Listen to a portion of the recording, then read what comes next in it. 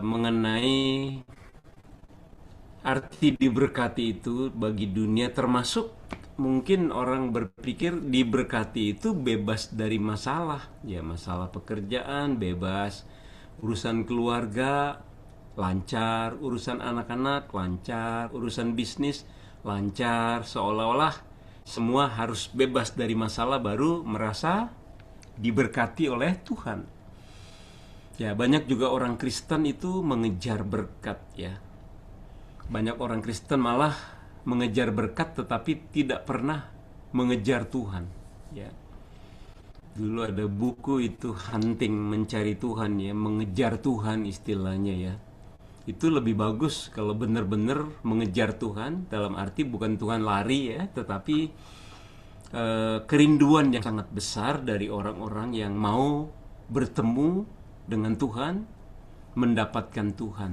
Nah, fenomena yang paling sering muncul yang kita lihat di gereja-gereja tertentu malah yang sangat menekankan diberkati oleh Tuhan secara materi.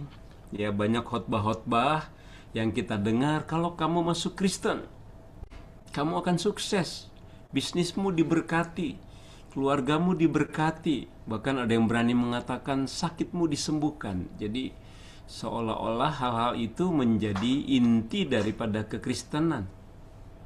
Jadi banyak orang Kristen ingin diberkati tapi tidak mau sang pemberi berkatnya. Ya, maunya duitnya aja atau suksesnya saja diberkati semua aspek hidupnya. Banyak orang Kristen hari Minggu tidak mau ke gereja karena dia mau dapat duit lebih banyak, ya, mau bisnisnya lebih untung. Padahal Alkitab juga berkata Tuhan memberi berkat pada saat orang yang dikasihinya tidur. Artinya ya, Tuhan juga memberi berkat tanpa kita sadari. Tuhan mengatur berkat-berkatnya dan Tuhan memerintahkan kita untuk beribadah kepada Tuhan dengan setia. Dan banyak orang Kristen sebetulnya ingin diberkati hanya untuk kepentingan diri sendiri, kebanggaan diri, kebanggaan keluarga. Ya, dia ke gereja supaya diberkati Tuhan, dia memberi supaya diberkati Tuhan, dia melayani supaya diberkati Tuhan. Jadi motivasi-motivasi yang salah ya. Dan berkat-berkat yang kebanyakan diharapkan oleh orang-orang tertentu yaitu tadi dapat uang banyak, keuntungan banyak, kesuksesan dalam semua aspek hidupnya. Nah, kalau kita belajar dari konteks Kejadian 12 ayat 1 sampai 5 saja yang kita bahas, di sana ada firman Tuhan datang kepada Abraham. Waktu itu masih sebutannya Abram ya. Jadi boleh dibilang Abram inilah lansia pertama yang dipanggil oleh Tuhan ya, sebab dia duluan yang dipanggil oleh Tuhan untuk dipanggil menjadi bapa orang percaya, menjadi berkat bagi banyak orang. Di pasal 11 kita bisa melihat ada mengenai Babel ya, dan bagaimana manusia itu ingin menjadi satu dengan satu bahasa dan Tuhan memecah manusia bahasa. Kemudian ada kronologi kelahiran dari keturunan Sem. Ya, keturunan Sem, anak pertama dari Daud, diurut langsung nanti baru kita masuk kepada muncul namanya Abraham dari keturunan Sem. Lalu di pasal 12 firman Tuhan datang kepada Abraham. Dan Tuhan berkata, pergilah dari negerimu ya, dari rumah bapamu ke negeri yang akan kutunjukkan kepadamu. Pada waktu itu dikatakan Abram sudah berusia berapa? 75 tahun. Ya, sudah masuk ke lansia menengah. Ya, sudah mau masuk ke lansia tahap berikutnya, malah udah 75 mau 80 ya. Jadi di umur 75 tahun biasanya orang mau pensiun ya, mau istirahat, mau main sama cucu ya, main liburan, tiap hari menikmati hobinya. Tetapi justru di usia 75 unik Tuhan memanggil Abram untuk pergi ke satu tempat yang jauh ya dari Haran negerinya, untuk pergi ke Kanaan, dan dia harus meninggalkan keluarganya. Abram itu sudah memiliki banyak karyawan istilahnya, ya. Sudah punya istri Sarai tetapi belum punya anak di usia 75 itu. Sudah banyak hartanya sehingga dia juga ketika dipanggil harus meninggalkan keluarga dan dia harus membawa semua yang dimiliki. Abram dipanggil meninggalkan zona nyaman hidupnya karena dia sudah nyaman, semua dia punya.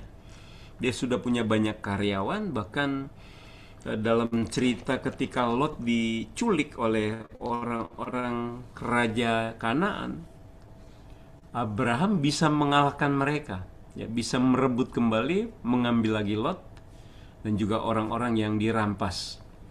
Abram sudah memiliki kekayaan, dia orang kaya, dia berkecukupan, bukan orang yang berkekurangan. Tetapi nanti kalau kita melihat terus bahwa Abram itu tidak keberatan, tidak ada penolakan. Ya. Jadi panggilan Allah seringkali menuntut pengorbanan dan harga yang sangat mahal. Ya, panggilan Allah seringkali menuntut pengorbanan dan harga yang sangat mahal dan luar biasa. Di usia 75 tahun Abram mau. Ya, kenapa Abram mau? Itu juga sesuatu yang unik.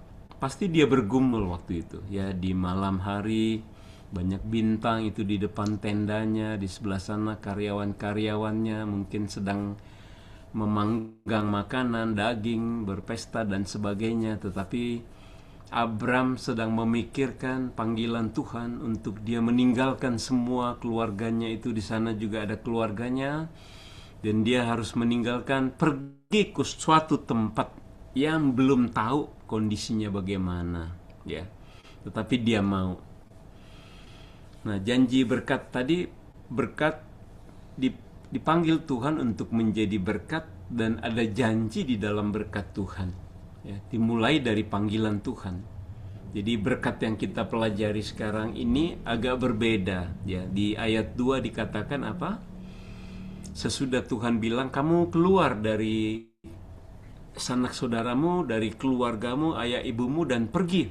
Dan Tuhan menjanjikan ini di ayat 2 Kejadian 12. Aku akan membuat engkau menjadi bangsa yang besar dan memberkati engkau, serta membuat namamu masyhur, dan engkau akan menjadi berkat. Nah, ini kalimat yang bagus dan unik, ya. Tuhan berjanji membuat dia, Abram, yang belum punya anak, usia 75, menjadi bangsa yang besar. Ini juga janji yang aneh. Ya, gimana caranya umur 75, ya, nanti dia dijanjikan menjadi bangsa yang besar. Kalau masih 30-an, baru nikah 25-an, mungkin kalau janji jadi keturunan yang sangat banyak itu sangat mudah dipahami. Tetapi di usia seperti itu, janji ini mungkin mengalami pergumulan di dalam diri Abram. Dan dikatakan bangsa itu menjadi bangsa yang besar, dan dikatakan aku akan memberkati engkau serta membuat namamu masyhur. Engkau akan menjadi berkat. Ya, Tuhan di dalam Kejadian 12 ini, aku akan memberkati engkau, akan membuat engkau menjadi bangsa yang besar. Ini karena sudah saya singkat. Aku akan membuat namamu masyhur. Di sini kita bisa melihat Tuhan menunjukkan dirinya sebagai sumber segala berkat. Sumber segala berkat, ya, pertolongan dalam kehidupan Abram. Nanti tentunya menjadi Abraham. Abram tidak tahu perjalanan hidupnya nanti di sana mau ngapain, tetapi dia percaya dan taat 100% kepada Allah. Ini yang penting. Pokoknya Abraham mau saja mengikuti rencana Tuhan. Dan Bapak, Ibu, dan Saudara sekalian, janji Abraham menjadi bapa orang percaya nanti tentu ada di ayat-ayat selanjutnya kalau kita baca mengenai Allah meminta menjadikan Abraham, maksudnya untuk menjadi bapa orang percaya, keturunannya akan menjadi seperti pasir di laut dan sebagainya. Jadi janji Allah kepada Abraham itu titik atau jejak awal sejarah keselamatan. Jadi nanti apa yang dijanjikan oleh Allah kepada Abraham adalah janji yang akan digenapi di dalam diri siapa? Yesus. Ya, menjadi orang percaya. Dan kenapa Abraham sering disebut atau Abraham disebut bapa orang percaya? Karena Tuhan menjanjikan keturunan yang besar menjadi bangsa yang besar dan berbagai bangsa, dan juga Abraham memiliki iman yang sangat besar, maka dia disebut bapa orang percaya. Janji Tuhan menjadikan dia besar, bangsa yang besar, memberkati Abraham tentunya dengan segala yang diperlukan, dan dikatakan menjadi masyhur namanya, menjadi besar namanya. Tetapi yang menarik di ayat terakhir, kata terakhir di ayat 2 apa? Engkau akan menjadi berkat. Nah, jadi di situ kita melihat ya bahwa Tuhan menjanjikan berkat. Dan di ayat 3 dilanjutkan lagi oleh Tuhan. Dia berjanji, aku akan memberkati orang-orang yang memberkati engkau, dan mengutuk orang-orang yang mengutuk engkau. Tuhan janji akan membela Abraham ya kepada dan memberkati orang-orang yang memberkati Abraham, dan juga Tuhan sendiri akan mengutuk. Artinya melawan siapapun yang mengutuk atau melawan Abraham.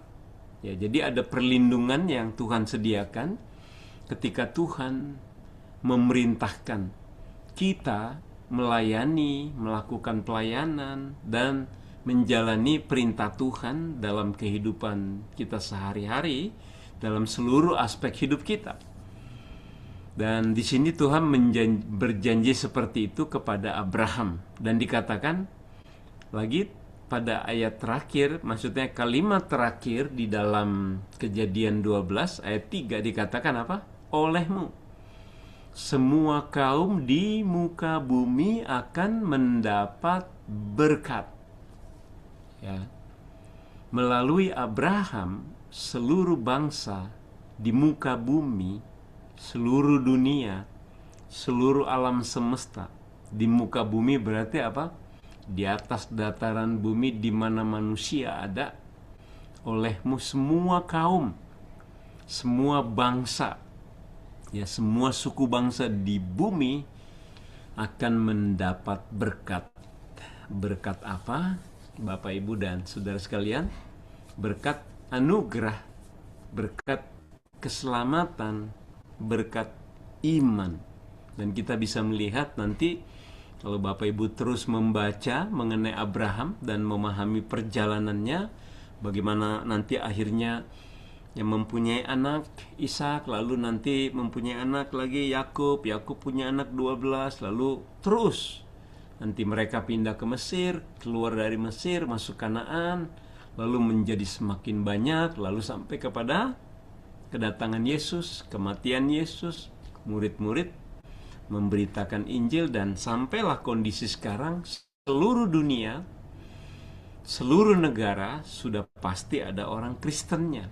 Ya, semua orang, semua manusia di muka bumi akan mendapat berkat. Berkat dari Tuhan. Luar biasa ya, walaupun manusia sudah jatuh dalam dosa dan juga mengakibatkan tragedi yang sangat besar, tetapi Tuhan juga melakukan proses penyelamatan secara luar biasa. Dan kita bisa melihat bagaimana Tuhan memulainya dari diri yang seorang yang bernama Abram. Ya. Di ayat 4 dikatakan apa? Lalu pergilah Abram seperti yang difirmankan Tuhan kepadanya. Nah, di sini kita melihat tidak ada protes, tidak ada keberatan. Waktu Musa dipanggil, dia masih protes. Saya nggak pinter ngomong Tuhan, saya nggak bisa, dia ngomong begitu. Lalu Tuhan bilang ada Harun, dia jago ngomong, dia pinter ngomong, dia akan menjadi penyambung lidah buat kamu, katanya. Ya, akhirnya juga Musa memang dipakai Tuhan secara luar biasa. Yesaya juga begitu, dia bilang aku bukan orang yang pandai bicara dan lidahku penuh dengan kata-kata dosa. Lalu Tuhan menguduskan.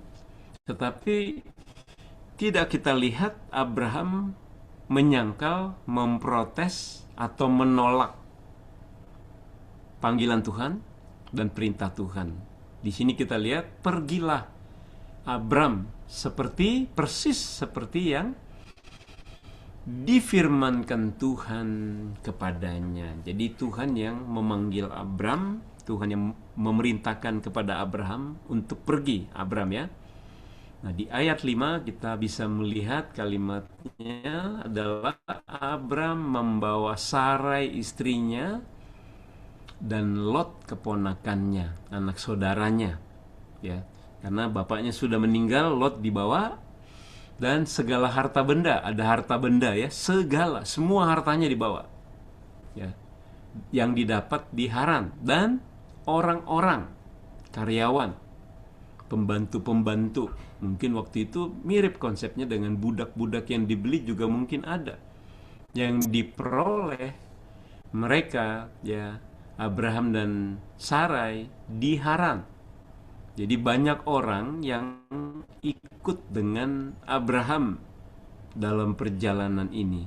Dibawa pergi mereka semua, hartanya dibawa semua, dan dikatakan mereka berangkat ke tanah Kanaan, lalu mereka sampai di situ.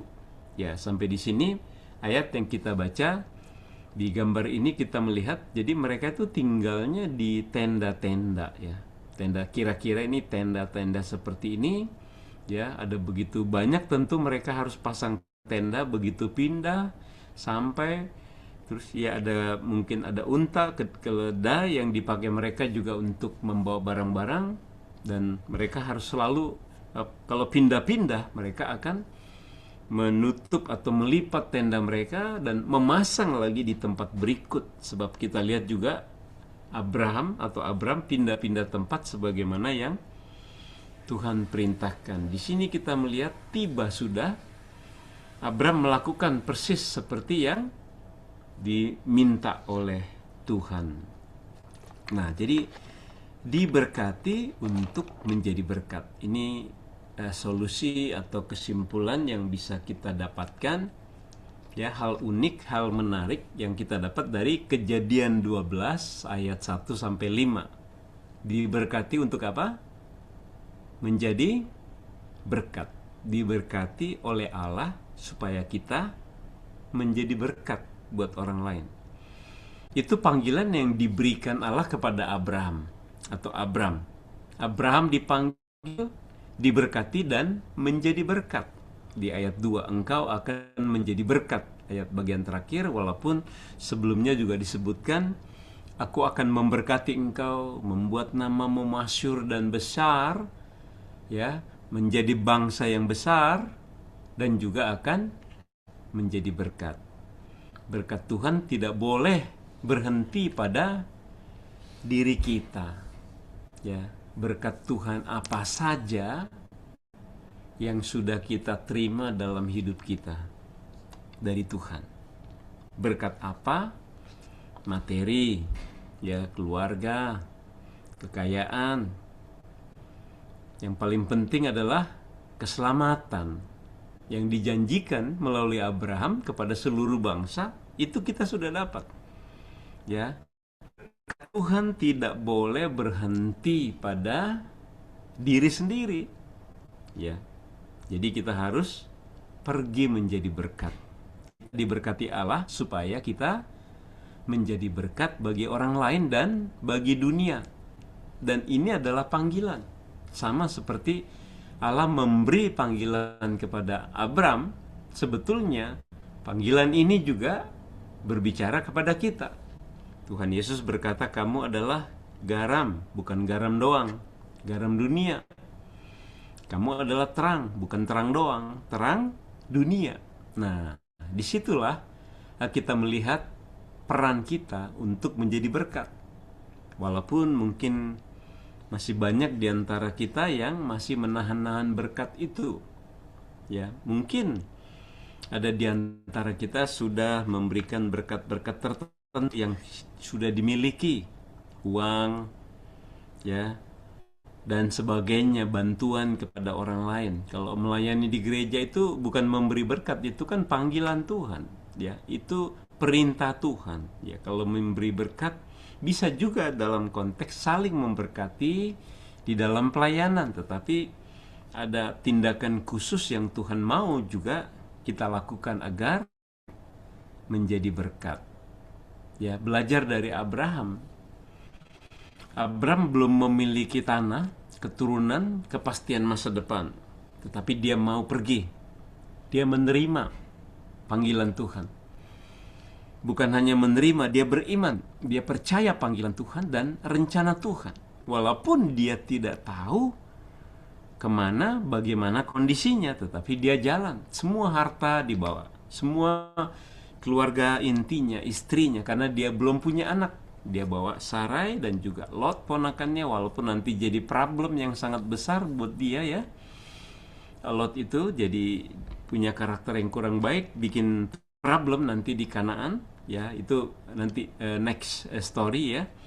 Jadi kita melihat satu pribadi yang percaya kepada Allah, percaya pada panggilan Allah, mau menerima panggilan Allah, mau masuk ke dalam rencana Allah.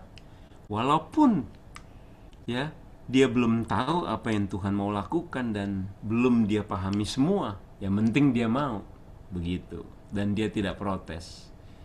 Jadi Abram memegang janji Tuhan dan percaya janji Tuhan, dan dia juga punya iman pada janji Tuhan itu. Kita melihat Abram adalah seorang pribadi beriman. Abram atau Abraham adalah pribadi yang mempunyai ketaatan total kepada Allah, yaitu melakukan perintah Allah, dan dia nanti disebut sebagai Bapak orang percaya. Ya, ada lagunya, Bapak Abraham, Bapak orang percaya. Nah, di dalam cerita berikutnya, ketika Abraham akhirnya diberi anak kandung dari istrinya yang sah, Sarai, yaitu Ishak. Ketika Tuhan meminta dia mempersembahkan anak itu, walaupun Tuhan bilang sedang menguji Abram, apa yang dilakukan oleh Abram? Ketika Tuhan perintahkan supaya dia mengorbankan Ishak, padahal dia sudah menunggu 25 tahun, ya, di umur 100. 25 tahun waktu yang sangat panjang, dan umur 100 masih berpikir tentang anak, mungkin enggak lagi, ya. Tetapi Tuhan akhirnya memberikan, dan ketika udah lahir pun Tuhan minta. Dan apa respon Abraham? Dia mau, dia juga pergi, dan dia siap untuk mengorbankan Ishak, sampai Tuhan sendiri akhirnya menyediakan korban, yaitu domba.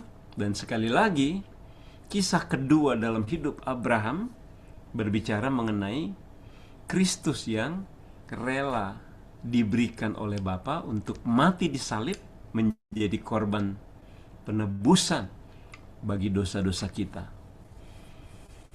Nah, berkat terbesar dalam hidup kita, ya, menunjuk kepada karya keselamatan Allah dalam Kristus. Dan itu sudah dimulai dari Kejadian 12, ya. Janji kepada Abraham itu digenapi melalui Yesus Kristus.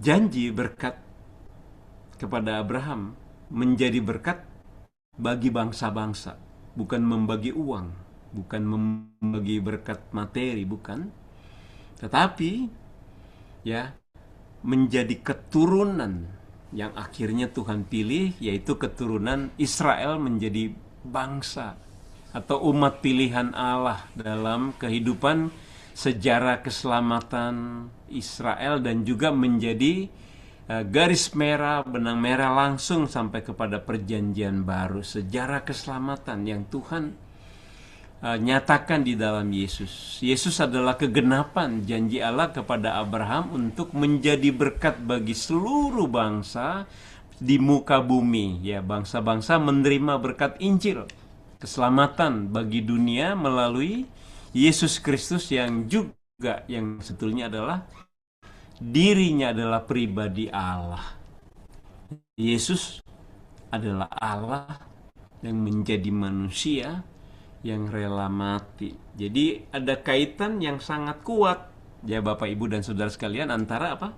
Janji Allah kepada Abraham dan janji Allah di dalam keselamatan kepada Yesus Kristus. Tentunya kita bisa melihat nubuatan-nubuatan yang mengenai Yesus Kristus lahir menjadi juru selamat bagi manusia sampai nyata dalam perjanjian baru jelas bagi kita. Jadi kita bisa melihat cara Tuhan memberkati dunia ini dimulai dari janji kepada Abraham.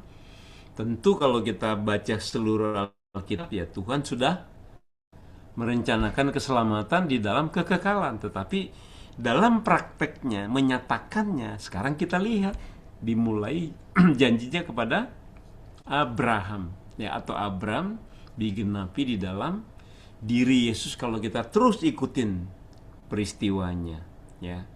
Dan bangsa-bangsa telah menerima berkat Injil. Sampai sekarang hari ini kita bisa menjadi orang Kristen. Seluruh dunia ada gereja. Itu adalah berkat yang sudah digenapi di dalam Yesus yang juga sudah dijanjikan di dalam diri Abram. Jadi berkat terbesar bukan materi, bukan berkat Tuhan yang sudah diberikan kepada kita. Makanan, minuman, keluarga, pekerjaan, talenta, bukan itu. Yaitu berkat-berkat juga yang Tuhan sediakan untuk memelihara hidup kita. Ya, agar kita juga bisa menjadi berkat. Ya, Rasul Paulus sering menuliskan, ya, orang harus bekerja supaya dia bisa memberi kepada orang yang berkekurangan. Orang yang berkekurangan itu apa? Yang keberuntungannya berbeda dengan kita. IQ-nya berbeda, talentanya berbeda, kemampuan dapat duitnya berbeda. Orang-orang seperti itu yang perlu dibantu, ditolong oleh kita. Walaupun kita tentu harus juga bijaksana dan berhati-hati, tidak sembarangan menolong orang, ya. Jadi gereja juga ada cara untuk bisa menolong jemaat yang berkekurangan. Nah, jadi berkat terbesar adalah Allah sendiri. Berkat terbesar siapa Bapak Ibu dan Saudara sekalian? Allah itu sendiri. Berkat terbesar bagi kita. Dan juga anugerahnya, semua berkatnya. Terutama Allah itu sendiri dan plus bonus berkat-berkat yang luar biasa. Ya, pemeliharaan setiap hari, perlindungan setiap hari, janji setiap hari, sampai kita juga diberi berkat yang paling besar, berkat karya Allah, yaitu keselamatan di dalam Yesus Kristus. Sebagai refleksi, apakah saya lebih mengejar berkat Allah daripada mengejar Allah? Kira-kira kalau ditanya kepada Bapak Ibu atau bertanya sendiri, kira-kira Bapak Ibu dan saudara-saudara sekarang lagi ngejar berkat apa enggak? Atau bahkan mungkin nanya, kok Tuhan gak berkati saya ya? Kok orang lain diberkati, kok orang lain lancar banget bisnisnya, kok orang lain lancar banget karirnya, kok saya susah amat ini, begitu ya. Mau ngejar pun gak dapat, ya, mau dapat berlimpah juga belum dapat, ya. Pertanyaannya mungkin kita belum tentu dapat berkat materi, dan jangan pernah membandingkan diri dengan orang lain, sebab setiap orang berkatnya beda-beda. Yang bisa kita kejar dan pasti dapat adalah Allah itu sendiri, ya. Keintiman dengan Tuhan, relasi dengan Tuhan. Karena apa? Kita sudah ada sebetulnya di dalam diri kita Roh Kudus, dan Allah itu selalu hadir di rumah kita ketika kita mau berelasi dengan Dia. Amin. Nah, sekarang kejarlah Allah, pemberi berkat. Tuhan Yesus juga bilang apa? Carilah dahulu kerajaan Allah dan kebenarannya, maka semua itu, ya, makanan, uang, pakaian yang dicari bangsa-bangsa akan ditambahkan. Jadi ada juga syaratnya, ya, SK berlaku, ya, SK berlaku, lakukan yang terbaik yang dapat dilakukan. Apa yang kita peroleh itulah berkat dari Tuhan, tetapi jangan lupa, jangan cuma kejar berkat, jangan cuma sibuk kerja cari berkat Tuhan, uang, materi dan sebagainya. Yang paling penting, kejarlah Allah, kejarlah pengenalan akan Tuhan seperti kata Rasul Paulus. Carilah Tuhan. Nah, sekarang yang kedua, apakah saya sudah menjadi berkat bagi orang lain dan bagi dunia? Berkat. Oke. Berkat pertama yang bisa kita bagikan kepada orang adalah apa? Apa saja, bisa uang, pertolongan, waktu, ya, nggak harus duit, hati yang mau mendengar, telinga yang mau dengerin orang ngomong, bukan bikin gosip, ya, tetapi mau jadi pendengar, bukan malah menjadi penasehat yang terlalu banyak memberi nasihat, tapi dengar, memahami, ya, berempati, memberi dukungan, memberi kekuatan, memberi perhatian. Lalu berkat yang dijanjikan Allah kepada Abraham supaya menjadi berkat bagi dunia apa? Injil. Kristus, seperti tadi lagu memasuki firman Tuhan. Memasyurkan nama Yesus dan menceritakan siapa Yesus. Allah yang menjadi manusia, penebus, juru selamat yang menjamin pengampunan, penebusan, dan keselamatan yang kekal. Apakah Bapak, Ibu, dan Saudara sudah menjadi berkat itu? Kalau belum, lakukan. Coba cari cara gimana, cara ngomongnya, cara berbicaranya, cara yang paling Bapak, Ibu, dan Saudara bisa, ya, menyampaikannya. Anak-anak muda mungkin bisa melalui medsos, ya, dan sebagainya. Bisa juga langsung ngomong apa yang paling mungkin bisa lakukan. Jadilah berkat Injil. Berkat apa? Berkat Injil buat orang lain. Adakah yang Tuhan minta dari Bapak, Ibu, dan Saudara yang mungkin belum dilakukan? Ya, apa yang perlu ditanya kepada Tuhan? Tuhan, apa yang Tuhan mau dari saya? Tanya dulu. Kadang-kadang kita nggak tahu apa yang Tuhan minta karena kita juga nggak tanya, atau kita cuek, atau kita nggak kepikiran. Maka tanya dulu sama Tuhan, tanya pada diri sendiri.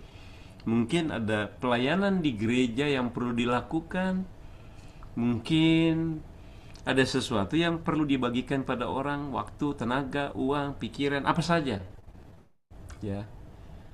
Apakah hidup saya sesuai tujuan Allah?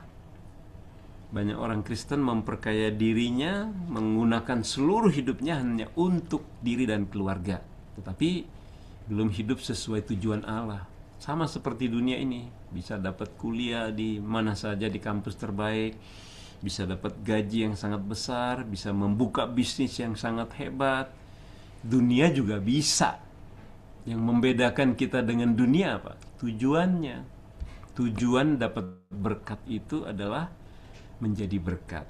Jadi konsep mengenai berkat, ya, kita bisa memikirkan dengan cara yang berbeda. Lalu ada satu berkat yang harus kita ingat. Injil adalah juga berkat yang harus kita bagikan kepada dunia ini. Amin.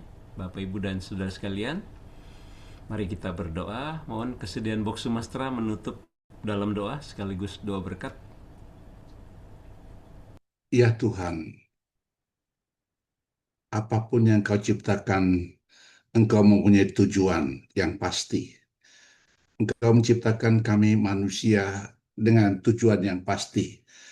Dan ketika kami hidup sesuai dengan tujuan Tuhan, maka hidup kami mempunyai arti yang sejati.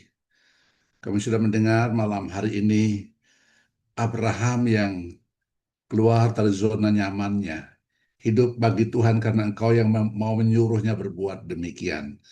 Dengan penuh ketaatan, dia hidup bagi Tuhan, dan Engkau jadikan dia menjadi berkat bagi dunia. Ketika hidup kami mempunyai arti, maka kami Tuhan bisa pakai untuk meneruskan berkat-berkat yang Tuhan berikan kepada kami. Betapa banyak kami sering komplain karena seperti Tuhan menjauh daripada kami, seolah-olah Tuhan menganaktirikan kami, pilih kasih, sementara kami hidup dengan sesuka hati kami tanpa memikirkan apa yang Tuhan mau kami, Tuhan mau menjadi apa hidup ini. Sehingga kami mengejar hanya berkat-berkat saja. Seharusnya ya Tuhan, waktu kami mengenal rencanamu, arti hidup ini kami dapatkan. Maka dulu kalau kami mengejar harta, sekarang kami mengejar pemberi harta. Dulu kami mengejar kepuasan karena kami haus, tapi sekarang kami mencari sumber air yang Tuhan beri, yang Tuhan sendiri adanya. Ya Tuhan, dahulu kami mencari kesembuhan, tapi sekarang setelah mengerti arti hidup ini, kami mencari penyembuh itu sendiri. Tuhan, sebentar kami akan meninggalkan tempat ini. Ibadah kami di sini, kebaktian kami berakhir, tapi ibadah kami berlanjut dalam kehidupan kami seterusnya. Biarlah kami terus hidup dalam rancangan Tuhan sehingga kami benar mengerti apa arti hidup ini. Dan kami akan meninggalkan tempat ini dengan mohon kepada Tuhan. Kami mengarahkan hati kami kepada Tuhan. Dan Engkau curahkan anugerah damai sejahtera Yesus Kristus, kasih yang melimpah dari Bapa, penyertaan Roh yang Kudus, menghantarkan kami, menaungi kami, menyertai kami sekalian. Sekarang ini sampai selama-lamanya. Haleluya. Amin. Amin. Ya, puji Tuhan.